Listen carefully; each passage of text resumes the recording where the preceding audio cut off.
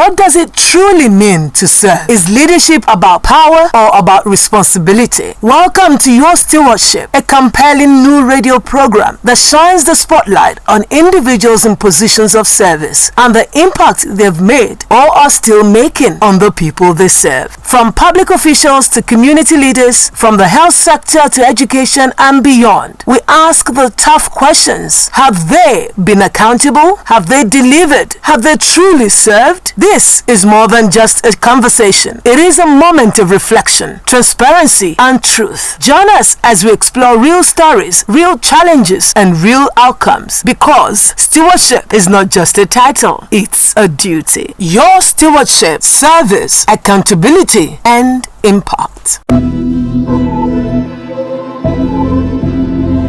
Hello, dear listener and viewer, depending on which of our channels you're watching from. Welcome to Your Stewardship.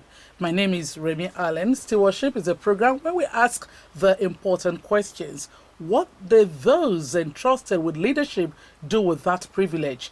How have their decisions played an important role in our life?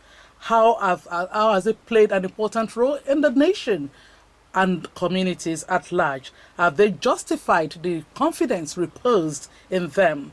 We've had answers to these questions and more.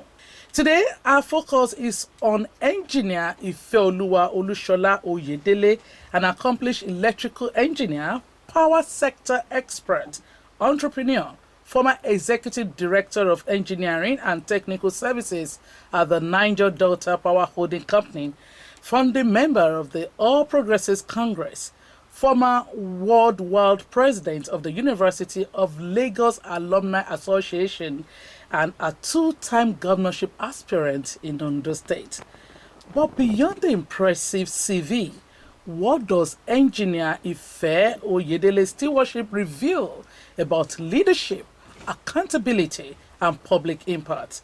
We'll be joined by Engineer Oyedele in a bit. Please stay with us. Service. Leadership.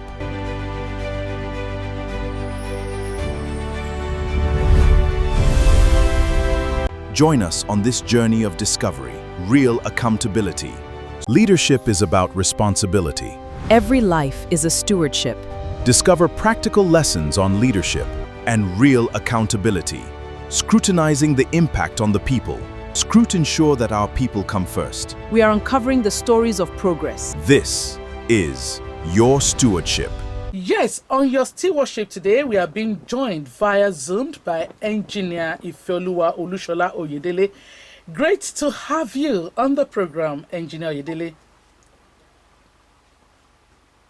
Thank you very much.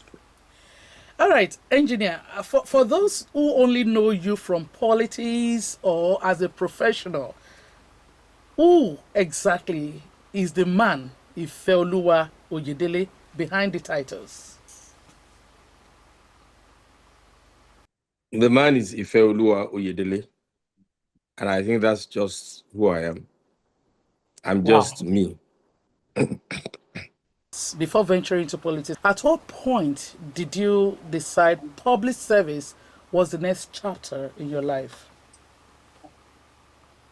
Well, let me say this clearly, that as a Christian, you don't have to be in public service to live a Christian life. I don't even believe that the only way you can demonstrate who you are is in the public service. I've always believed that the best is in the cell that you are in. And so I've always tried to behave in a manner that I will stand out according to the words of God. What does it say? It says, ye are the light of the world. And I always thought that whether I was in the classroom as a student or I was on the sports field, in my social circle, in my residential area as a tenant, because I was first a tenant for many years before God blessed me with my home. I've always, in the office, I've always believed that we are expected to behave in such a manner that will be examples to others. So, going to public service was a very natural thing. I started by being one of the supporters of those I considered to be good people who want to venture into office at any level and in any area of life. You remember that most of my childhood from 1966, to 1998, 98 was under military government. So there was no reason for me to be in politics all of those times because there was no politics.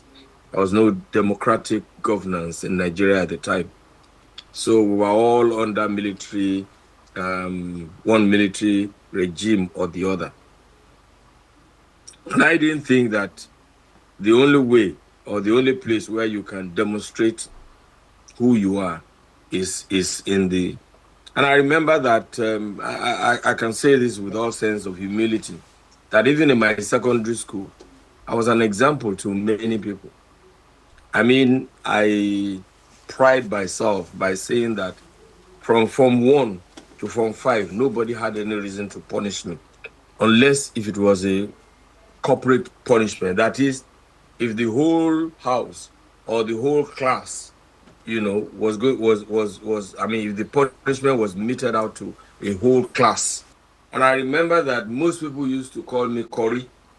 Cory is those of our people who curry favor was the short form of saying you are trying to curry favor. And I remember that it's only last year that I tried to educate one of my friends, one of my classmates, who was very, very passionate about that, who felt strongly that the reason why I was favored as a prefect, as a store boy, was because I was currying the favor of. And I tried to explain to him that, look, most of my classmates were firstborn in their families. So they didn't have anybody to look look up to. I'm number 8 from my family. And so I had so many senior brothers and sisters. And my father was, my father's home was big. So we had cousins, we had uncles, we had aunties who lived with us. And I see the way they behave. The way they behaved was that, look, my uncle, who is probably maybe 20 something, 24 at the time, the next person to him will be a 22-year-old lady. And I will see that 22-year-old kneel down with both legs to greet the 24-year-old. So it was easy for me to understand seniority and to concede certain things, to respect those who are older than me. It was very easy. I didn't have any problem respecting those who are ahead of me.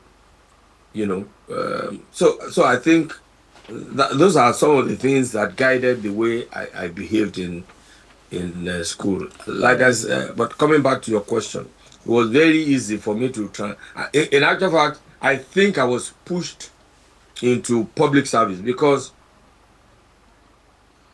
within every group, every team, every cell that I belong to, people normally nominate me for big assignments. So when we're forming something, somebody says, oh, let Ife go and represent us here. Oh, Ife is the person we can trust to be the secretary. I remember when the Yoruba Council of Elders was going to be formed. It was my group that nominated me to go and represent us on that platform. And I was the one who helped the late power Justice Adewale Thompson to draft all of the all of the initial papers All that right. led to the formation of the Yoruba Council of Okay. Elders. All right. Which means you were grounded from home. All of this had to do with your upbringing from home, and you were able to just align and follow through. Engineer Oyedele, during your tenure as Executive Director of Engineering and Technical Services and later Networks at the EDPHC, billions of dollars were utilized to build power plants and infrastructure. Yet, the national grid frequently collapses, and thousands of megawatts remain stranded because transmission and distribution networks can't evacuate them. As a technical steward, where did the execution fall short? Let me first say this, and this is a misconception many people have. Niger Delta Power Holding Company Limited, NDPC, was not set up to construct transmission lines or distribution networks. No. Niger Delta Power Holding Company was not even set up to build and operate power stations. And that's a misconception a lot of people don't have. Have. Initially, it was Nigerian Integrated Power Projects. And the original aim was for NIPP to build power stations as what was that word? A fast track project. Build them, sell them to private investors who will operate them. That was the original aim of NIPP. However, after those power stations were conceived and built towards the end of it, they discovered that for the power stations to work, they need gas metering stations, or they need to be fed with gas. And so gas has to be brought from the gas field through a system into the power stations before the power stations can run. So because of that, government decided that, okay, you people should add building power stations. And those power stations GMS were built all over the places in a hurry, And then they wanted to sell the plants. And somehow they couldn't get buyers, because when they also discovered that even when they are producing energy, let me put it that way, electricity, how do you transport, how do you sell what you are producing? So that's how NDPHC was made to intervene in closing the wide gap between generation and transmission. And at the same time, it was also discovered that when you transmit onto the grid, you also need to take power, step them down, and take them into the homes of consumers or customers, and also to the industry. And that's how NDPC also started to build distribution companies. But when they build transmission networks, they hand it over to the Transmission Company of Nigeria, TCN. And when they build those distribution networks, hand them over to the discos, originally to NEPA and subsequently to discos. So NDPC has nothing to do with whether you have power in your house or you don't, or in your factory or you don't. What they do is, when they could not sell those power plants because of various commercial problems, and they now decided that, look, we cannot leave these power plants idle. Let us begin to operate them so that the machines don't go rusty. And that's why NDPC was incorporated as a private limited liability company registered under the Company and Allied Matters law, and they started managing or operating those power plants, also selling power to the entities that were set up to buy power.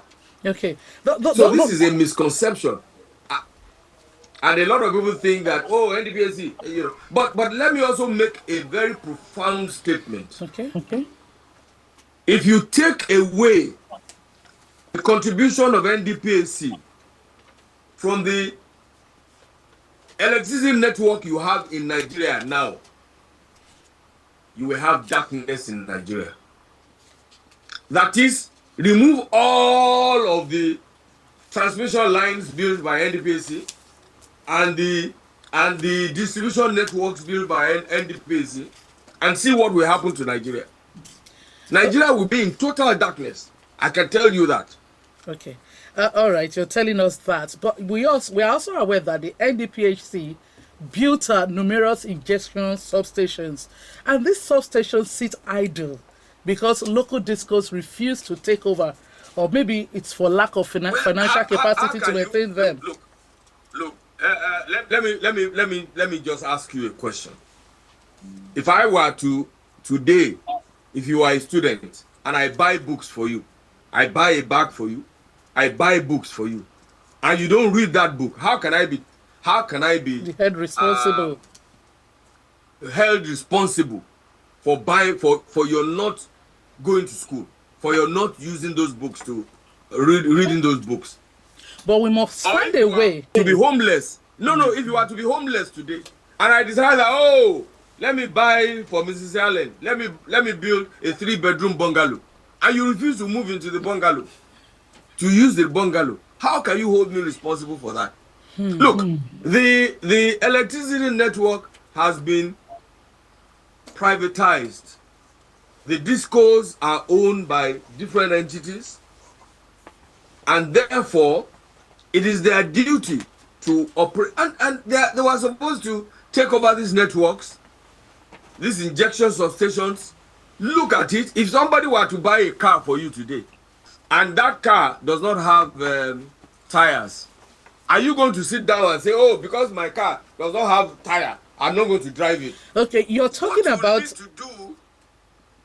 What you need to do is to go and buy tires for your car and buy fuel there and run the car. Then who should consumers now hold responsible when infrastructure is physically built but left unutilized due to regulatory or commercial disputes?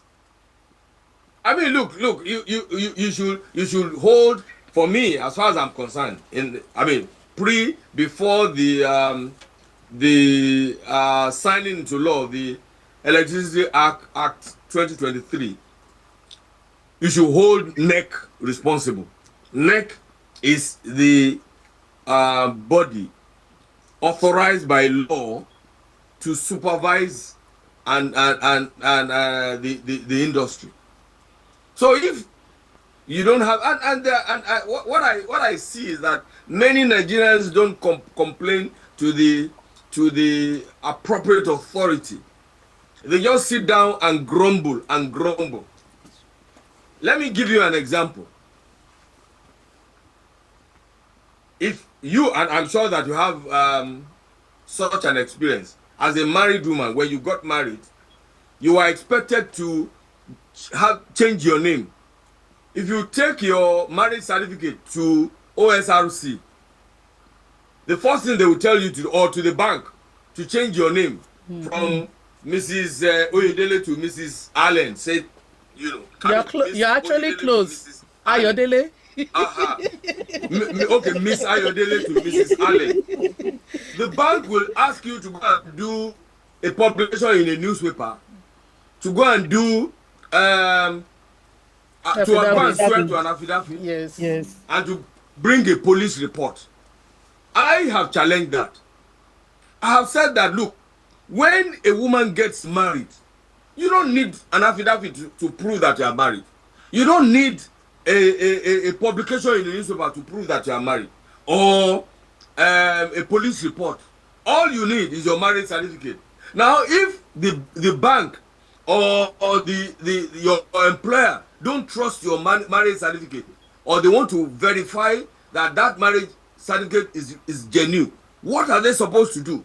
They are supposed to write to the issuer of the marriage certificate to say, confirm that you are the one who issued. Let me give you an example. When you joined OSRC and you presented your university degree, did they ask you to go and do to go and swear to an affidavit that this? They actually No, graduated. just answer that question. No. Did they ask you for a police report? Did they ask you to do a publication? What did they ask you to do? They asked that they will ask the university to send your transcript to them and to confirm that they are the one who issued that. So if anybody doubts your marriage certificate, what they should do is to write to the marriage registry to say, confirm that this is.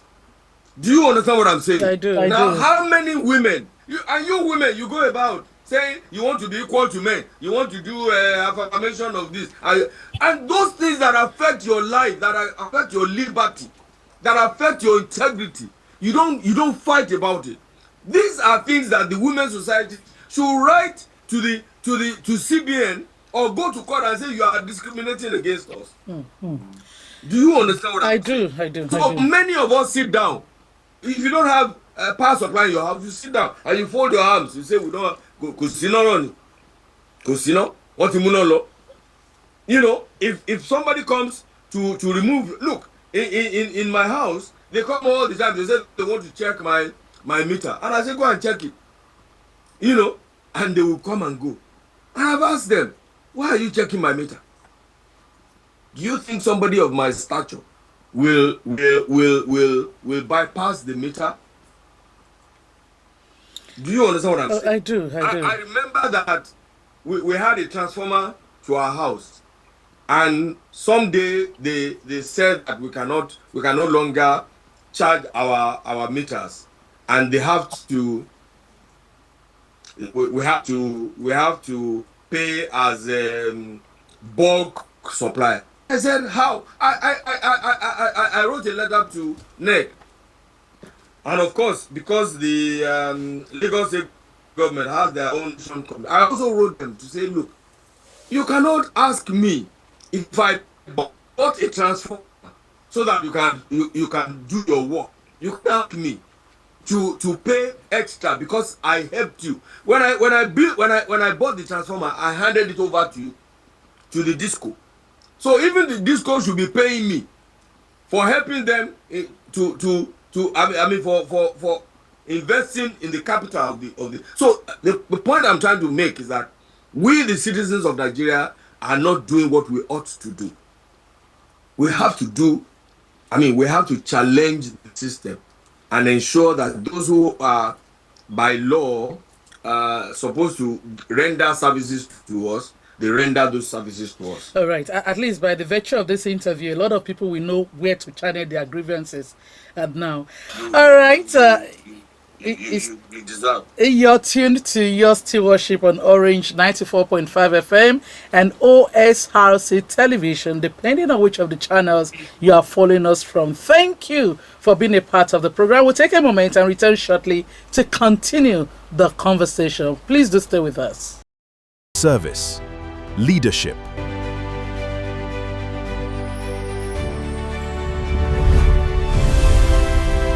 Join us on this journey of discovery, real accountability. Leadership is about responsibility. Every life is a stewardship. Discover practical lessons on leadership and real accountability.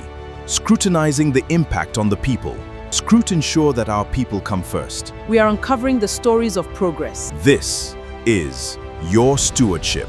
Welcome back. If you just joined us, it's your stewardship on Orange 94.5 FM and OSRC Television. You can listen to us live on Radio Garden. Follow us on our Facebook page, Orange 94.5 FM, Instagram, Orange 94.5 FM Akure, and on X at Orange 945 FM. On YouTube, you can subscribe to our channel, Orange 94.5 FM. You can also watch us on our sister channel, OSRC TV, on Facebook. Subscribe to our channel, OSRC TV Ondo, on YouTube. On More Place 720, Free TV 760. All right, we're still in conversation with Engineer Ifeoluwa Oyedele, an accomplished electrical engineer. Thank you for staying with us. Okay, you're both deeply embedded political strategists and a highly decorated chartered engineer. But critics have argued that missing politics with utility management is exactly why Nigeria's power sector remains broken. Appointments and contracts often favor political loyalty over technical merit. How do you respond to this? If you are a qualified professional, there are guidelines to what you can do. Procurement, for instance. I've done procurement all of my life since 1983 when I joined the Oyo State Civil Service. I have done procurement, and the rules for the engagement of contractors is very simple. And I always say that adapting things like Bureau of Public Procurement and all of those things, for me, is just a waste of time because the rules are there. When you advertise for people to signify their intention to execute a contract, first thing that you do is to evaluate those contractors who have submitted. There is the commercial evaluation and the can't remember the other thing. You evaluate their competence, and those who pass the threshold are allowed to go to the commercial aspect of the contract. Now, when they submit their quotes, then you evaluate it. How reasonable those quotes are. Let me give you an example. If you were to build a house and somebody was to supply blocks, if you look at bills of quantity or bills of electrical and mechanical evaluation, you see that they are broken down into pieces. So you have foundation, you have blocks, you have rendering, you have painting, you have so many things, roof, ceiling, window, and all of these things. You know the prices. So if somebody is quoting a figure, for instance, to say he wants to supply a ceiling fan for 20 million, you know that he probably doesn't understand the item for which he's submitting quotation. So when you evaluate all of those whose unit rates, whose quotations are reasonable, then you shortlist them. Now, those ones have passed, and it is the list of those ones that are expected to give the contract to recommend. The truth of the matter is that it is politics that intervenes in professional duties, work, and that is what causes what the accusation that you're talking about people, mixing politics with. No, they are very separate things, and the fact that if you're a politician, yeah, and you occupy a professional position, you are first a professional. But what you find is that wrong I mean, square pegs are put in round holes. I mean, look at all the engineering institutions in Nigeria today. How many of them are headed by qualified engineers? Just tell me. Even those who are headed by qualified engineers, they are headed by inexperienced people who left school 10 years ago. Whereas you have certified engineers that are even in politics that can be appointed into those positions. So that's the problem. And also you know the politics that we play has so many um, acts. For instance, we talk about federal character. You know, those things constraints those who are in positions of authority from picking just anybody from anywhere. So if you are a governor today, you probably have to spread your commissioners through all the local governments. Now, if you have somebody from Ukuzukwa local government who is a qualified accountant, and you are using as a commissioner for finance, you can't pick another person from Ukuzukwa local government who is qualified to be commissioner for works. So you go to another local government where they don't have a qualified, maybe engineer, and you have to pick whoever is there. So you see lawyers becoming commissioners for works, lawyers becoming commissioner for planning and urban development, and all kinds of things like that. So these are the kind of problems politics creates. If for instance the governor can pick anybody from anywhere without being accused of favoritism, I the problem will be solved. All right. I know that people will say, "Oh, there are qualified people from." No, but sometimes, you know, you can't spread it around like that. Well, there's this saying that government has no business doing business. Can a public utility company in Nigeria truly run efficiently when its leadership is tied to the political circles of the ruling party? Why not? Why not? There are rules. There are rules, and if those rules are followed, you know, it is a system that makes an organization to run properly, not the person. If you put a competent person there and he follows the rules, there is no reason, whether he's a politician or not. And in any case, we have seen so many professionals, so many, what do they call them now? They call them technocrats in various positions who have messed up. I just want to say most of the people, so it's not politics, it's the person. Most of the people who have been made accountant generals, I mean, we have had 2-3 different accountant generals now who have been taken to court, you know, who have been accused of stealing the money under their care. Is it because they are professionals?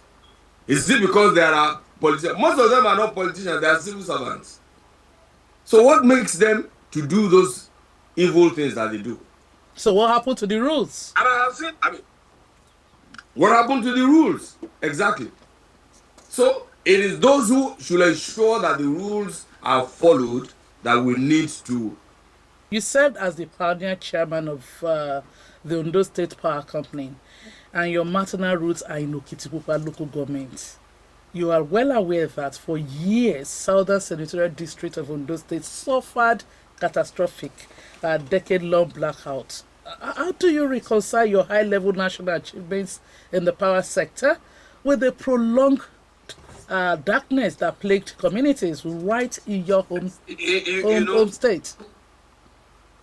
No. But that is history now. Yeah, it's history now.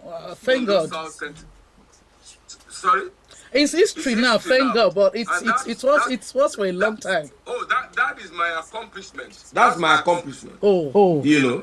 But let me tell you what happened. Let me tell you what happened. When the sector was privatized, the company that took over that area didn't think that the area was commercially viable for them. And so they didn't want to invest. And then they came up with this idea that the consumers in Ondo South were owing them X amount of money. And I challenged that. Even before I became executive director in Niger Delta Power Holding Company Limited, I had been writing to the president and the vice president before I even knew that I was going to be appointed as executive director. I wrote to them to challenge them to say, look, why will our area not have power supply? Before, they didn't respond to me. When I became executive director, I wrote again to them. I wrote to the vice president, who was chairman of NDPC, copied the president, copied the secretary of the government, copied NEC, copied everybody.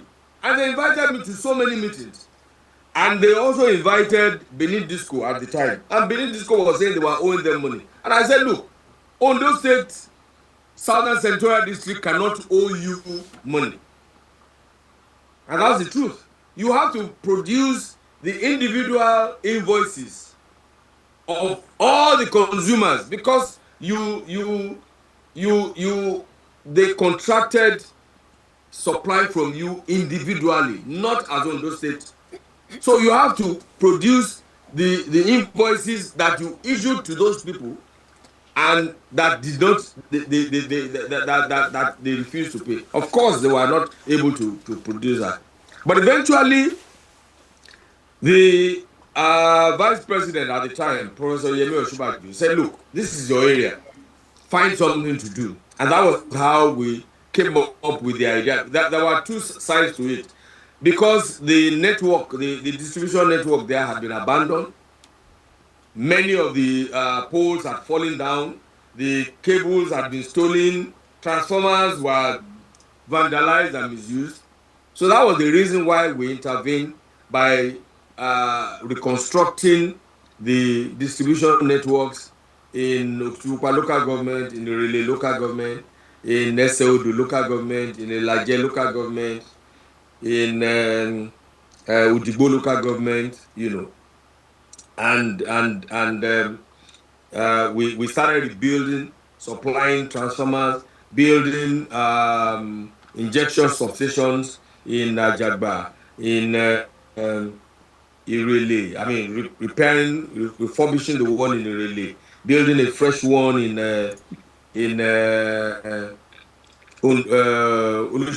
University of Science and Technology, refurbishing the one in Igbokoda, building another one, I think it was in Mahi, and so on and so forth. Repairing the one in, building one in Odiaye, Ilutitu, reconstructing the distribution lines, and so on and so forth. So that's what we did. And then I discovered that at that time, I discovered that NDDC was constructing a substation in Uderili. So I assisted the contractor. He had also abandoned the site because it was not being paid. I also assisted the contractor through the office of the vice president to ensure that he was paid and then he was able to complete the work. Unfortunately, when they were commissioning that project, they didn't even remember to invite me to the commissioning project. But that was, look, I can say, you said I should blow my trumpet. Oh yeah. I can say that I was instrumental to his completing that project. Okay. Very, very instrumental. But for me, he would not have been able to come. And so that's also the problem. I was still in government when that project was commissioned, and they forgot to invite me. I should have been a celebrated special invitee, special guest at Yes. that time. I don't know how many times I took the then governor,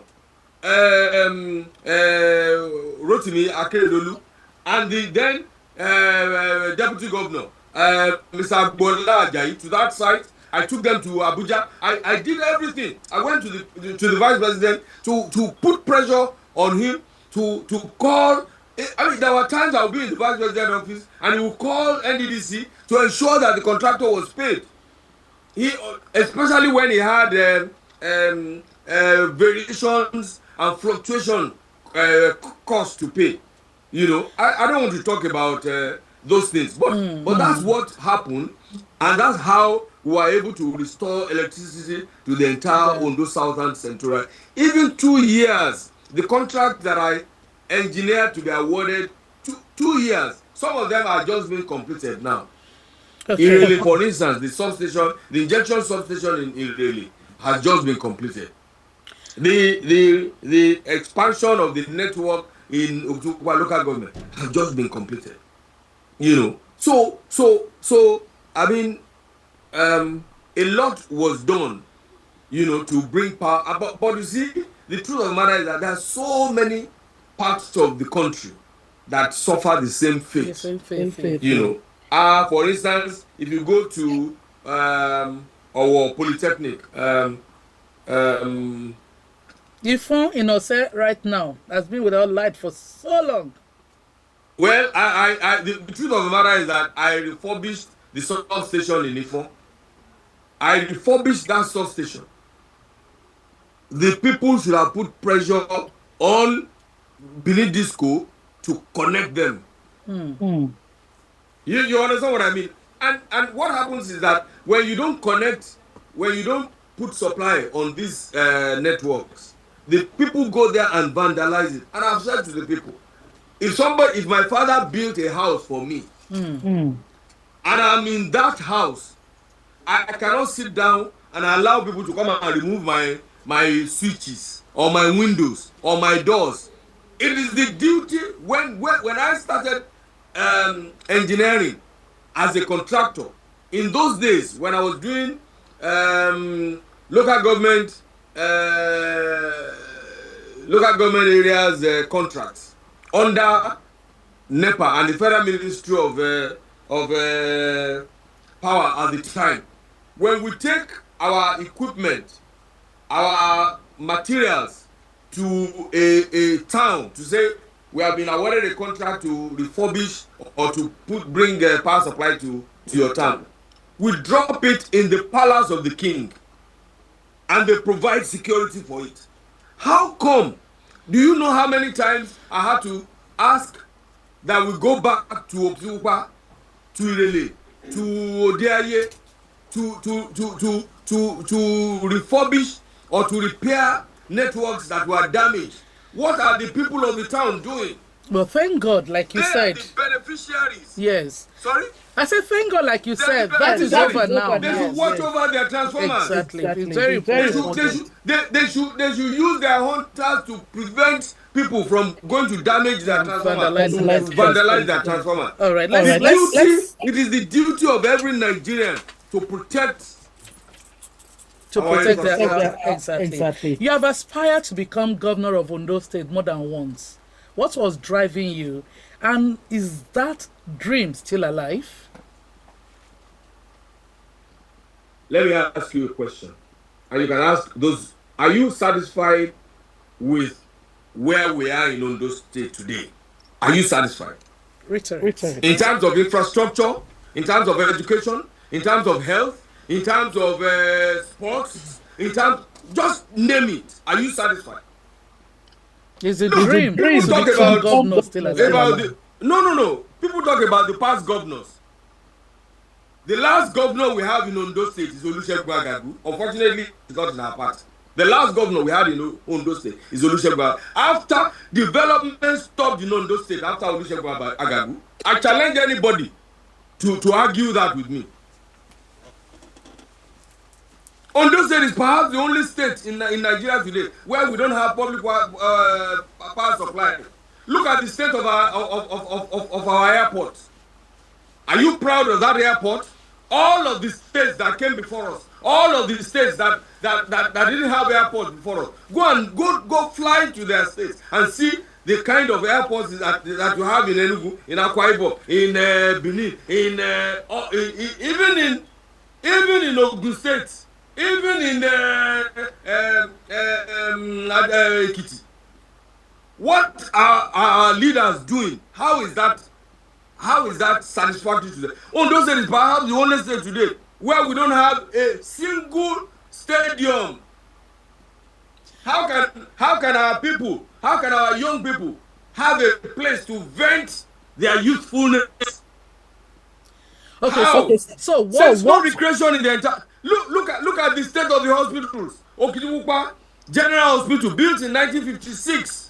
There's not one single. I'm telling you, I'm coming. I'm making a point. There's not one single incubator in that place. Do you know the implication? If your sister was living in Okitiwukpa and she has a premature child today, she has to travel all the way to Ondo or to Akure or to Owo before that child can survive. Are you therefore surprised about infant mortality and maternal mortality in Ondo State? Engineer Oyedele. When Agaguwa, please let me make this point. I have to land with this point. Okay. When Agagu was governor, he built a comprehensive health center in every ward of Ondo State. And Ondo State was recognized by the World Health Organization as the most improved state in the healthcare delivery system. What has happened to us? Ondo State has more doctors leaving the state. I'm not talking about the present governor. I know that the present governor is trying to reverse the decade. But we have more doctors in Ondo State than any other state in Nigeria. So, is it rocket science? Look, I'm not sure whether now we have what do you call it? What do you call that center where they do jam in the entire Southern Senatorial District, in the entire Okituba local government? I used my influence. I went to the then Minister of Education. The Minister of Education called Professor Oyedele and gave him an order to say, go and build, what do they call that? CBT center. CBC center. He says, the man that is here is my, hold on for him, he's my Oga, and I'm giving you an instruction. And Professor Oyedele called me. I called the then Commissioner for Education, and I told him this and this and this is what we are going to do. They will bring computers, they will bring everything to come and establish that. What did Femi Agagu as Commissioner for Education, what did he do at the time? I'm saying this openly. You know, I remember that Otumba Omoge and two other people bought computers, over 200, to say, look, provide a hall for us. We will equip it. What has happened? So, what is propelling me is that I am not happy with the where we are in Ondo State today. And I know and I believe that I have the competence, I have the integrity to restore Ondo State and make Ondo State second to none in Nigeria. All right. There's no reason why Ondo State's economy cannot be more buoyant than Lagos State that is overcrowded. No reason.